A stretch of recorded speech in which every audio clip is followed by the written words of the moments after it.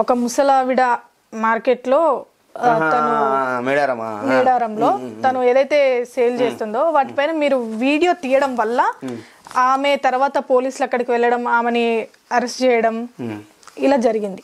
ఏం చెప్తారు దీని గురించి? అసలు ఏం జరిగింది అక్కడ? మేడారం జనజాతర అంటే తెలుసా నీకు? 2 కోట్ల మంది జనాభా దర్శించుకునే మేడారంలో వన జాతర, జనజాతర. అది వనంలో అడవిలో జరిగే జాతర. అది 2 కోట్ల మంది. ఫస్ట్ మన ఈ ఏషియాలోనే నెంబర్ 1 ప్లేస్ ఆ జాతరకి ప్రసిద్ధి. అది ఆ జాతరలో 2 కోట్ల మంది జనాలల్లో రోడ్డు మీద పెట్టుకొని అమ్ముతుంది ముసలామెనే కాదు, అట్లా చాలా మంది ఉన్నారు. ఓకే, ముంగిసా అవన్నీ. ముంగిసా అని కాదులే కానీ చచ్చిపోయిన ఎన్నో దొరికినా తెచ్చుకొని ఆ తోలు తీసేసి గడ్డి పెట్టి అవి చూపించుకొని వాళ్ళ పుట్ట తిప్పలేదో వాళ్ళు చేసుకున్నారు. 2 కోట్ల మంది వచ్చే జనాభాలల్లా వాళ్ళు కోయలు చాలా మంది ఉన్నారు. ప్రతి ఒక్కరి దగ్గర ఉన్నాయి అవి.